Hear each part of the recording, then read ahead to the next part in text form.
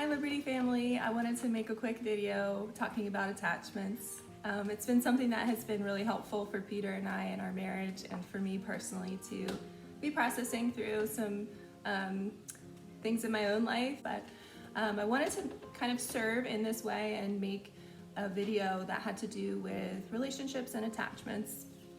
If you went to the marriage conference, we had this lovely pamphlet, and essentially the whole premise is about connection and being created for connection. The book that was referenced was called Hold Me Tight by Sue Johnson. And I'm just gonna highlight some of the things that are really important, I think, in marriages right now to be thinking through. If you're single, this still applies to you as far as attachment goes. It's really insightful if you are able to kind of do the work and understand what is your attachment style and what are some of your strengths and what are your weaknesses. So as far as attachment goes, like, what is attachment, Tara? What are you talking about? But with attachment, we're also talking about love. So if you do have your packet still, the first line says, what is love? And love is an attachment bond. So it's really significant to know, what we're talking about here. And the definition of attachment is the idea that human beings have wired deep within our core a longing for close and emotional proximity to key loved ones, and a desire to experience those key loved ones as a calming, safe haven for us and a secure base from which we can go out and explore the world. That's really significant because the word safe haven, I think, is probably the main idea of this video.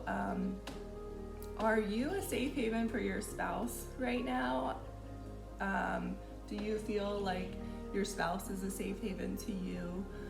These are challenging questions, and questions that Peter and I have had to work through, and I would say that I really struggle with this even as a counselor. I am not always a safe person for Peter to share with, and I am really challenging myself in that way, and that I want to be a safe haven for him, and he is and wants to be a safe haven for me. So that's a challenge I would put out to you couples, and even, again, if you're single, are you a safe haven to your friends? Are you a safe haven to your parents? And even that, like, do you feel like your parents are a safe haven? And if not, then,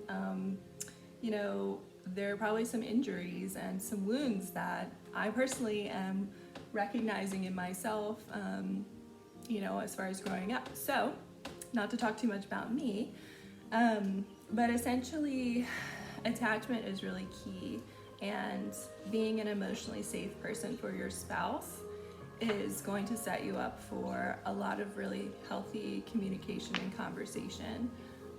So that's my first point. And I am also going to attach and drop in the comments a attachment style quiz that I found to be probably pretty accurate. I've taken it, and Peter has taken it, and it's been helpful for us to kind of look and see what's going on with that. But my second point is that attachment functions in our relationship with God. If we're talking about attachment as a bond, and we are thinking about it in our relationship with the Lord, something that has been really encouraging to me lately is seeing the Lord as a very emotionally safe person. And as far as our relationship with God, we are able to come to Him at any time, and He's always listening, and He is a wonderful counselor, and He is always interested and available, and something that I really just find a ton of comfort in is thinking in that way, because my brain kind of works in that way. It might not relate to you necessarily, but that idea that was presented at the marriage conference as far as the Lord being our secure base. That really is what they were talking about, is we have the perfect attachment figure available at any time, and there's fullness of joy in that safe relationship with the Lord. And not to say that, you know, there's no taking risks, because it doesn't always feel safe when you take risks, but that He is able to handle our stuff, and He's able to be present with us in the midst of maybe some of that messy stuff that's going on right now, or not.